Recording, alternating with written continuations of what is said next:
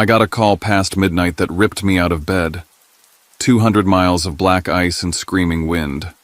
Later I found my mom huddled outside a gas station, barefoot in the snow, her face bruised and her body shaking like a leaf. My own brother and his wife had beaten her and thrown her into the night like she was nothing. That moment carved something into me, a vow that they would never get away with it. What they did to her, I made them suffer tenfold. Before I share my story, I want to know you are here with me.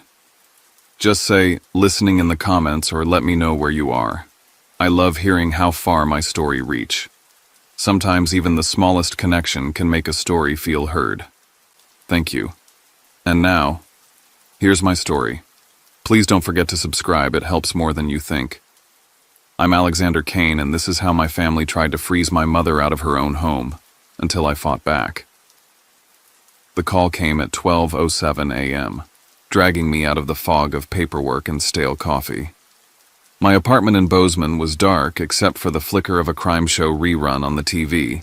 Snow smacked against the glass like 1,000 tiny fists, and the street below was already buried under a fresh blanket.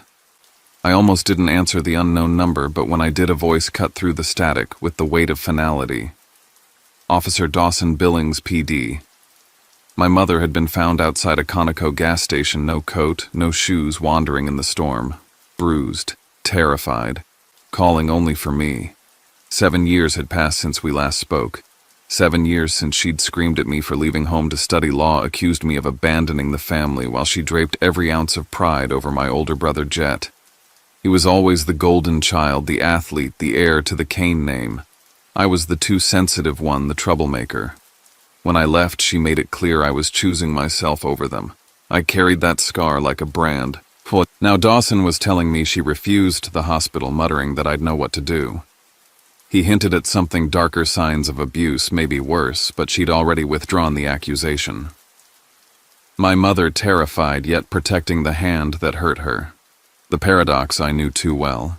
I didn't pack a bag. I pulled on my heaviest coat, shoved a first aid kit under my arm, and grabbed the keys to my old SUV. The moment I hit I-90, the world disappeared. The blizzard swallowed everything, the road vanishing under ice.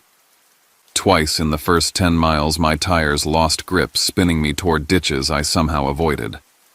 I kept my hands locked on the wheel, jaw clenched, refusing to turn on the radio. The only soundtrack was the wind howling like an animal, the wipers squealing over ice, my heartbeat slamming in my ears. The drive was a tunnel back through time. Every whiteout gust dragged up memories I had buried. Jet shoving me down the stairs when I was 9, the crack of my arm against the tile, the weeks in a cast while Mom scolded me for overreacting. Jet locking me outside in the snow, my teeth chattering against the glass door while she told me to stop causing trouble. I gripped the wheel tighter with every mile. By 4:15 a.m., after 200 miles of cold silence, I slid into the Conoco parking lot, tires screaming against the plowed mounds of snow. My headlights caught her immediately. My mother crouched between a trash bin and the frozen soda machine, hair tangled, lips cracked and bleeding, a bruise blooming purple across her cheek. She was barefoot, trembling so hard I could hear the chattering from yards away. Mama. I called, my voice catching on a word I hadn't said in years. She flinched, then stared at me as if unsure I was real. I knelt, wrapping the police blanket around her shoulders, pulling her against me, feeling just how fragile she'd become. "I'm fine," she whispered hoarsely, shaking her head. "Just slipped. Just clumsy." But her eyes betrayed her wild, darting, afraid of a shadow that wasn't there. Officer Dawson stood nearby, leaning against his cruiser, face set hard. She said Jet put her out here. Then she changed her story. Said she imagined it. His gaze met mine. "You've seen the bruises. You know what's going on." I settled her into the SUV, cranking the heater as she curled into the blanket. For the first time, she looked at me directly, eyes glassy, and whispered, "Don't let him take everything." Then she shut her eyes, as if the words had escaped her will. The conflict was no longer abstract. It was sitting in my passenger seat, wrapped in a police blanket covered in bruises. Blood against blood, justice against silence. As I drove her away from the gas station, a question pressed against my chest like a blade. How do you convince a mother to tell the truth when the monster she's protecting is her own son? By dawn, the storm had eased, but Billings was buried under a white hush. I checked us into the only place that wouldn't ask questions at this hour, the Moonlit Inn, a tired motel with cigarette-stained curtains, a furnace that rattled like it might explode, and a lingering sourness in the carpet. I eased my mother onto the bed, the springs groaning under her small frame. I moved on instinct. Years of legal work taught me how to catalog evidence, but this was my mother, and my hands shook. I cleaned the split on her lip, wrapped her wrist where swelling pressed against the bone, dabbed at the mottled bruises blooming across her arms. I noted everything in detail: shape, size, color, location. I couldn't stop myself. It was equal parts son and lawyer. She held a cup of vending machine soup, steam fogging her glasses, but her hands trembled so violently I had to steady it for her. She wouldn't meet my eyes. Every time I tried, her gaze slipped away like a frightened animal. Her old flip phone lay on the nightstand, the screen flashing red 1% battery. I plugged it into my charger and skimmed the voicemails. One froze me where I stood. Jet's voice, low, cold, unrecognizable. "You've embarrassed me, Mom. Keep this up and no one's going to find you next time." I saved the file, my chest burning. When I asked about it, she shook her head. "You don't understand. He's trying. He just loses his temper." She spoke like someone rehearsing excuses, the same way she once excused him shoving me, locking me outside, breaking my bones. I remembered the last night we fought 7 years ago in this same city. She screamed at me in the kitchen, framed by those yellow curtains, telling me not to come back if I thought I was better than the family. She chose Jet's ambition, his charm, his legacy over me. I left that night and swore never to return. Now here I was, spooning soup into her hands as if nothing had happened, and yet everything had. I made a list in the notepad I carried everywhere: the Conoco station, our old house, Mrs. Callahan next door, the hospital records, the law office where those documents had been signed. Evidence had to come from somewhere. I sketched out my plan like it was a case for a client protective order, emergency guardianship, chain of custody for digital files. When I pressed her, she finally whispered, "Don't dig too deep. Don't make him angry." Her fingers clenched around the styrofoam cup, knuckles white. I knew then this wasn't just fear. It was control, the kind of cage you carry inside. But cages have locks, and locks can be picked. I tidied the room, pulling the curtains tight against the gray morning. The lamp cast a dim circle of warmth on the bed where she drifted into an uneasy sleep. I thought of the neighbors, the papers, the house that no longer felt like mine. Somewhere in those shadows lay the truth. As I gathered her things, I found her worn leather wallet. Inside, folded between receipts, was a small paper planner. My breath caught. On the page from 2 months ago, in her familiar looping script, was written Montana Heritage LLC property transfer, a reference number, a lawyer's name, and tucked beside it a torn receipt from a notary's office. The first thread. Proof of a transfer she couldn't have fully understood, done under duress. Proof that what Jet wanted wasn't just obedience, it was everything. I slid the evidence into my pocket, the weight of it pulling me forward. The storm had nearly buried us, but in its wake it had left a trail, and I was going to follow it no matter how deep it went. The Kane house looked smaller than I remembered, though it still carried that false veneer of stability, the kind of place that tried to look wholesome from the outside. The paint on the siding was a weathered brown. The porch held the same rocking chair I remembered from childhood, and the curtains glowed faintly with a yellow light that gave off no warmth at all. Inside, the air reeked of disinfectant, as if someone were trying too hard to scrub away what lingered there. The hallway stopped me cold. Every wall was lined with photographs: Jet in his football uniform, Sienna at charity galas, their daughter Luna smiling with ribbons in her hair. My eyes moved from frame to frame, and not once did I see myself. I knew where I should have been, the corners of group portraits, but I was cut away like I'd never existed. One photograph, from Easter 1999, had a sharp edge, the part where I had once stood cleanly sliced out. I lifted my phone and captured each image. Proof of erasure was still proof.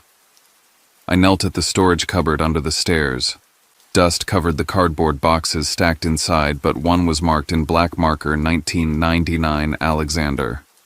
My pulse kicked when I slid it open. Inside were fragments of my history treated like scraps. My high school diploma, the university acceptance letter I remembered being torn in half. Someone had taped it back together as if mocking the memory. A birthday card with "Proud of You" written in large letters but no name signed beneath it. I placed them back carefully, then carried the box out to photograph its contents, keeping my breathing steady. The kitchen smelled faintly of bleach. I opened drawers until I found what I needed, a crumpled receipt from a local law office with my mother's signature at the bottom attached to the words, "Property Transfer Montana Heritage LLC." I snapped photos and immediately uploaded them to the cloud. The cloud had become my insurance policy, one I couldn't afford to lose. It was in the living room where the real revelation waited. A decorative vase on the shelf looked slightly off balance. Behind it, wired neatly against the wall, was a small device disguised as a baby monitor, but it had been pointed at the kitchen. I removed the memory card, slid it into my laptop, and pressed play. The screen lit with grainy footage. There was Jet, tall and composed, his face twisted in anger. My mother stood at the counter saying something I couldn't hear. Then his hand whipped across her face. She crumpled to the floor, her head striking the edge of the counter. Sienna walked past, expression blank, and with a swift hand she adjusted the camera to capture the aftermath more clearly before walking away. The timestamp read exactly 9:03 p.m. on the night of the storm. The air in my lungs went razor sharp. This was no longer whispers and half-truths. It was the undeniable record of violence. A voice startled me. "You just can't help yourself, can you?" Sienna stood in the doorway, silk robe cinched at the waist, a coffee cup dangling from her hand like she'd been watching me all along. Her tone was amused, but her eyes carried a hard edge. "You disappear for years, abandon your mother, and now you come storming in like some savior. It's pathetic." I set my phone to record, keeping my voice calm. What's pathetic is pretending this is normal. What I saw tonight will hold up in court. Abuse isn't something you can bleach away. She smirked. "You think anyone will believe you? You're the one who ran. Jet built this family, not you." I didn't answer. Instead, I slipped the card back into my pocket, already synced to the cloud. My work here was finished. Before leaving, I glanced at Jet's desk. Among his scattered contracts was one labeled Consulting Agreement, signed with the initials CH. My gut told me it was Caleb Holt, the businessman I'd heard about from neighbors. I jotted it down in my notebook. The symbolism pressed down on me as I walked out. The photograph with my face cut out. The camera hidden in plain sight. They had tried to erase me to hide her pain, but truth has a way of staring back even from the shadows. That night in the motel, I renamed the video file Marjorie, Re-Ween-Forty Evidence, and uploaded multiple copies. Then without a word, I sent Jet a still image from the footage, his hand raised against her cheek. No explanation, no message. Just proof that I had seen everything. A silent declaration that the fight had begun. Back at the moonlit inn, the hours dragged heavy. The furnace moaned against the cold. The soup I'd heated for my mother filled the air with the metallic tang of canned broth, and yet she hardly touched it. She sat on the edge of the bed, blanket pulled to her chin, eyes fixed on the floor as if looking at me might set something in motion she couldn't control. I set my laptop on the desk and queued up the video from the Kane house. When I turned the screen toward her, her hands flew to her mouth. A strangled sob escaped before she forced herself back into silence. "It didn't happen like that," she said quickly, shaking her head, tears streaking down her face. I was confused. I fell. I imagined the rest. I crouched in front of her, holding her hand steady. "You don't have to explain this away anymore. You're not alone. I'm here now, and I'm not walking away again." Her shoulders trembled. For a moment she looked like the woman I had known before everything soured, before the favoritism, the fights, the years of silence. Then her voice cracked. "He said, if I didn't sign the papers, he'd take Luna. He said he'd send her somewhere I'd never find her. What was I supposed to do?" The words landed like a blow. This wasn't just about her safety. Luna, my 8-year-old niece, was caught in the center of it. Jet had threatened to use his own daughter as leverage. I swallowed the anger burning in my throat and steadied my voice. He won't take her. Not while I'm here. I dialed Riley Parker, a social worker I trusted in Billings, and explained everything. We discussed emergency guardianship protective orders, immediate steps to secure both my mother and Luna. Riley's tone was firm. If I could provide the evidence, the court would listen. For the first time in years, I felt momentum leaning my way. But when I turned back to my laptop to draft the filings, the screen flickered. Lines of code zipped across, then everything vanished. The documents I'd been building gone. I tried the backups only to watch them dissolve before my eyes. My pulse surged. This wasn't an accident. My machine had been compromised. I ran diagnostics, but the results were clear. Someone had wiped me clean. My case was being deleted before it could exist. I knew exactly who had the resources and the motivation. Jet wasn't waiting for lawyers or court orders. He was already inside my files, erasing my foundation before I could lay it. The room pressed in tighter, the furnace clanking like a heartbeat out of rhythm. My mother sat silently, soup untouched, her eyes glazed over as though surrender were her only option. I knew then I couldn't fight this battle on my own. I closed the laptop, exhaled slowly, and made a decision. There was one person who could even the field. Declan Walsh, an old friend from Bozeman, the kind of man who could find a crack in any firewall and pry it open. I pulled on my coat and sat on the edge of the bed looking at my mother. Get some rest. Tomorrow everything changes. As she drifted into a shallow sleep, I slipped into the hall. The storm outside had quieted, but in my chest it had only just begun. The rusty spur smelled of stale smoke and cheap whiskey, the kind of place where secrets stuck to the wood-paneled walls. Neon beer signs buzzed faintly, and a jukebox played a country song that no one seemed to be listening to. A few heads turned when I walked in, the kind of cursory glances that said strangers were noticed here. I kept my hands in my coat pockets, phone already set to record, and made my way toward the bar where Caleb Holt sat nursing a glass of bourbon. He looked older than I remembered, though his frame still carried the kind of swagger that came with too many deals cut behind closed doors. He smirked when he saw me, as though he had expected this meeting all along. "Well, if it isn't the prodigal son," he said, raising his glass. "To what do I owe the honor?" I ordered a coffee I knew would taste like burnt ash, more for something to hold than to drink. "I came to ask about Montana Heritage LLC," I said flatly. His expression didn't change, but his eyes narrowed slightly. He swirled his drink, watching the amber liquid catch the dim light. "Careful, kid. You don't know what you're walking into." "I know enough," I said, keeping my voice steady. $200,000 moved from my mother's account without her consent, her signature forged. And somehow your name keeps circling the edges. Caleb chuckled low and cold. "You think you're the first Kane to try to dig around in family business? Jet has powerful friends.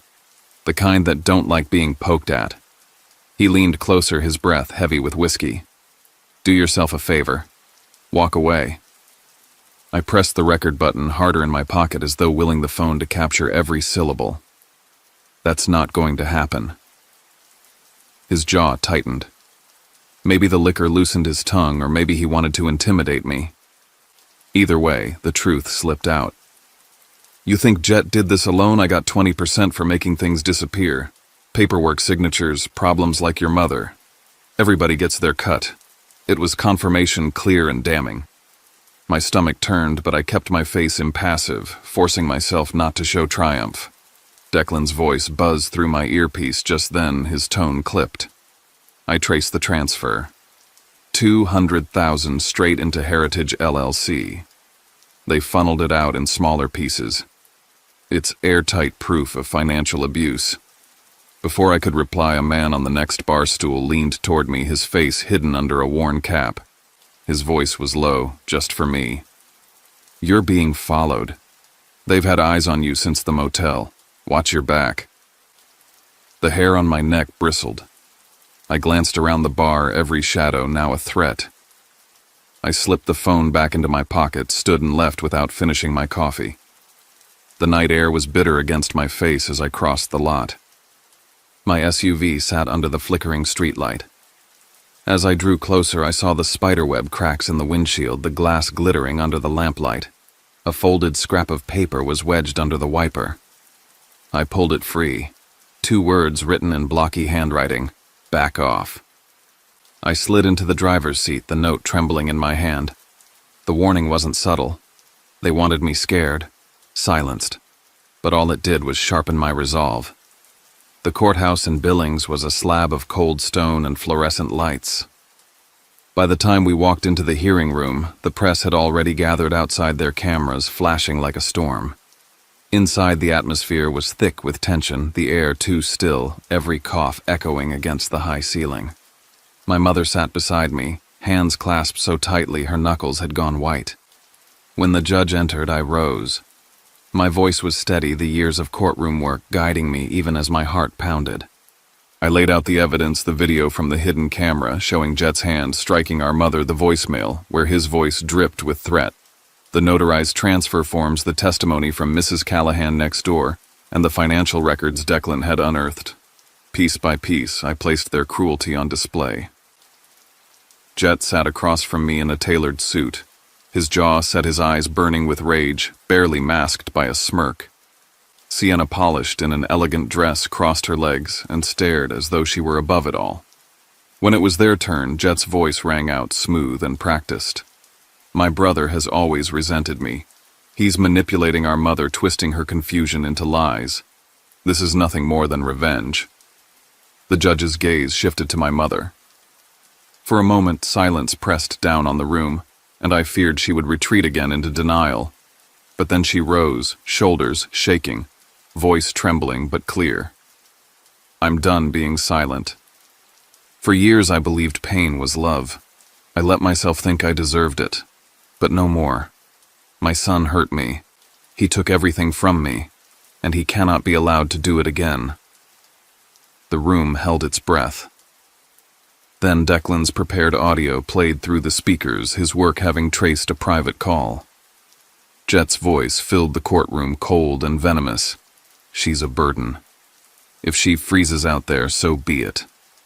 The words cracked the air like a whip. Jet's face drained of color as the crowd gasped. Before the judge could speak, Sienna leaned toward Jet, forgetting where she was, her whisper caught by a live microphone. "Did you delete the voicemail like I told you?" Gasps rippled again, reporters scribbling furiously, the gallery buzzing. The judge slammed the gavel, restoring order. His ruling came swift and firm. He granted me temporary guardianship of my mother, issued an emergency restraining order against Jet and Sienna, and ordered a full investigation into Montana Heritage LLC. The words echoed like thunder, final and unyielding. Jet's mask cracked. He sat rigid, stunned, while Sienna's composure dissolved, her eyes darting wildly as though searching for a way out. My mother sagged back into her chair, tears slipping down her cheeks, not from fear this time, but from relief. When the session ended, reporters surged toward us. Microphones shoved into my face, cameras flashing questions shouted. I shielded my mother as best I could, but even I couldn't ignore the sound already rising beyond the courthouse doors. On social media, a phrase had begun to spread like wildfire. "Freeze her out." By the time we stepped outside, the chant of the crowd filled the air. Strangers holding signs, voices raised, not in judgment, but in solidarity. My fight was no longer just mine. The silence had been broken, and the world was finally listening. The studio lights were blinding, harsher than any courtroom lamp or police spotlight I'd faced. They washed the stage in a sterile glow, stripping away any chance of hiding. Outside the Montana Chronicle building, the crowd had gathered in the hundreds, holding handmade signs, chanting in waves that rose and fell like surf. "Freeze her out" had spread beyond Billings, beyond Montana, catching like wildfire across the country. Now the story wasn't just mine or my mother's, it belonged to everyone who had been silenced in their own homes. Tessa Brooks sat across from me, calm and steady, her notes stacked but untouched. She didn't need them. The story had taken on a momentum of its own. "Alexander," she began, her voice cutting through the tension. "Take us back to that night. What did you see when you found your mother?" The cameras pivoted, catching my face in close-up. I drew in a breath. I drove 200 miles through a blizzard. When I arrived, she was outside a gas station, barefoot, shivering, her face covered in bruises. And it wasn't an accident.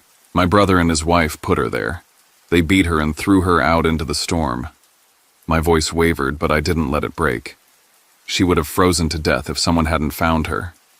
That's not family. That's cruelty.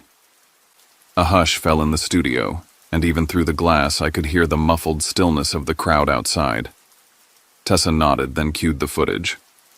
On the monitor, my mother appeared sitting in the motel chair, her voice trembling. I used to believe pain meant love, she confessed, hands clutching the blanket around her shoulders. I thought if I endured it, he would stay. But I was wrong. The words cracked something open. My chest tightened as the audience gasped softly, their silence more powerful than applause. Then came the sound that would change everything. Declan's leak, timed to perfection, played through the speakers. Jet's voice, low and venomous, filled the broadcast. She's a burden. If she freezes out there, so be it. The effect was immediate. The reporters in the gallery erupted, typing furiously, cameras flashing. Gasps echoed outside, followed by chants that grew louder, angrier. My fists clenched against my thighs, my pulse pounding. The country was hearing the truth without filter. As if that weren't enough, Sienna's voice slipped into the feed, caught by a live mic earlier that day. I told you to delete the voicemail. Her own words betrayed her, confirming the scheme to cover it up. The audience roared in outrage, the crowd outside pounding on the windows of the studio. And then, in the middle of it all, a breaking news alert flashed across the bottom of the screen. Montana Heritage LLC, Jet's prized empire, had collapsed. A major contract had been canceled, investors had pulled out, and Caleb Holt had withdrawn his stake, now facing a federal inquiry into fraud and elder exploitation. The studio buzzed with shock as the announcement rolled across teleprompters. Even Tessa, poised and practiced, raised her brows in astonishment. I sat still, every nerve in my body electric. The truth was no longer something I carried alone. It was out there, irreversible, unstoppable. The bright lights above no longer felt like interrogation. They felt like sunlight. When the segment ended, my phone vibrated. A text from an unknown number glowed against the screen. "It's time for you to disappear." This wasn't a bluff scrawled on scrap paper. This was a threat with intent. My story had reached the nation, and now the stakes had reached me. March brought a slow thaw, snow retreating into muddy banks along the roadsides. I drove back to the Kane house with a deputy at my side and the court order in my briefcase. The house looked the same from the outside, but inside it was hollow, like a stage after the curtain has dropped. The smell of disinfectant clung to the walls, sharp and futile, as though scrubbing could erase what had been done there. I stepped through the doorway, the order in hand. This was the moment I had waited for, not vengeance, but closure. The papers granted me permanent guardianship of my mother and of Luna, along with the restitution Jet had been ordered to pay. The family he claimed to build now belonged to the people he had tried to destroy. Jet was already inside, pacing his suit, wrinkled, his hair disheveled. His eyes burned when they found me. "You think you've won," he spat. "You destroyed this family. You tore it apart." I met his fury with calm. "I didn't destroy anything. I'm rebuilding what you shattered." Then came the smallest voice in the room. Luna, standing at the top of the staircase, clutching the banister with both hands. Her voice trembled but carried through the silence. "I want to live with Uncle Alexander. I'm tired." The weight of her words dropped like a stone. Jet's face crumpled, fury turning into something brittle and desperate. He lunged toward her, but the deputies stepped in, pinning him back. He thrashed, shouting, "She's mine. You can't take her from me." The front door opened and more officers swept in. The restraining order had been violated the moment he came within reach of my mother and Luna. They cuffed him as he shouted, his voice hoarse with rage. Sienna stood frozen, her eyes hollow, mascara streaking down her cheeks. She said nothing as her husband was led away, her silence louder than his screams. As the officers searched the house, one called out from the basement. They carried up a hard drive, dusty and concealed beneath a loose floorboard. When accessed, it revealed contracts, forged documents, a string of names beyond my mother, other elderly victims whose lives had been stripped the same way. The case was no longer just about my family. It had become a criminal network, and Jet was at the center. That discovery sealed his fate. He would face not just civil judgment but criminal prosecution, likely years in prison. Sienna stripped of her social standing, and business ties faded into isolation. Caleb Holt was removed from the real estate council, facing his own federal charges. The web unraveled completely. For us, healing began in a rented house on a quiet street in Billings. The walls were plain, the rooms small, but the light poured through the windows with a warmth we hadn't known in years. My mother planted daffodils in the backyard with Luna kneeling in the thawing earth, their hands covered in soil. They'll bloom even after the coldest winters, my mother told her. One evening I found a letter folded neatly on the kitchen table in my mother's handwriting. You never let me freeze twice. I chose wrong before. I see that now. Forgive me. I didn't need to read it again. The meaning lived in the way she now looked at me, the way she hung the restored 1999 family photograph above the mantel, this time with me in it. I continued my work no longer just as a lawyer, but as an advocate. Emails poured in from across the state from strangers writing, "I was your mother once," or "Thank you for giving me a voice." Each message reminded me that this fight was bigger than one family. One morning in March, I stood on the porch with a mug of coffee, the air crisp, but not cruel. Children walked to school, laughter floating in the breeze. In the yard, Luna chased after the first green shoots of daffodils breaking through the soil. My mother watched from the window, her eyes softened, her lips curved in the faintest smile. The snow melted in patches across the grass, and yellow petals unfurled stubborn and bright. I whispered to myself almost in disbelief, family isn't just blood. It's the ones who help you heal. And with that, the story closed, not with vengeance, but with renewal. The storm had ended. What remained was the bloom of spring, fragile but fierce, a promise that even the frozen can find life again. When I look back on everything that happened, it still feels unreal at times. I replay the drive through the blizzard in my mind, the way the snow swallowed the road and the silence pressed against my chest. I remember the moment I saw my mother by that gas station, barefoot, bruised and shaking, and how something inside me split wide open. That image will never leave me. It was the moment I realized that silence can kill just as surely as violence, and that the cost of looking away is always too high. For years I carried resentment for my mother. I hated the way she favored Jet, the way she dismissed my pain and erased me from the family frame. I told myself I would never go back, and yet when the call came, I went. That drive wasn't just about saving her, it was about facing everything I had buried. The boy who was pushed down the stairs, locked outside in the snow, told he was too sensitive. He sat beside me the entire way. That night, I wasn't just driving to rescue her. I was driving to rescue the part of myself that had been silenced for decades. People ask me if I regret exposing my brother, if part of me wishes I had left things alone. The answer is simple no. Family is not defined by blood if that blood seeks to destroy you. Family is not about obligation if that obligation is used as a weapon. Family is about who stands with you in the storm, who warms your hands when you're frozen, who tells you the truth when lies feel easier. By that definition, my family is no longer the Canes of old. My family is my mother, who finally found the courage to admit the abuse. My family is Luna, who had the strength to speak when silence was demanded. My family is every stranger who reached out to say, "I was your mother once," or "I know your pain." That is family, the rebuilding, the healing, the choice to stand together. This story is not just mine. It belongs to every person who has ever been told to stay quiet. It belongs to every victim who convinced themselves that pain was love. It belongs to everyone who has been erased from their own photograph, cut out of their own history, told that they didn't belong. I want you to know, you do belong. Your story matters. Your voice matters. Even if it shakes, even if it cracks, even if it comes late in the night after years of silence, it still matters. There is a temptation in stories like this to paint justice as clean, to imagine that once the judge's gavel falls, everything is fixed. The truth is more complicated. Justice is messy. Healing is slow. Scars remain. My mother still carries the weight of her choices. Luna still wakes from bad dreams. and I still wrestle with the anger I felt for so many years. But we are moving forward. We are planting daffodils in thawing soil. We are letting light into rooms that once only smelled of bleach and fear. We are not perfect, but we are free. If you are listening to this, if you've made it this far, I want you to take something with you.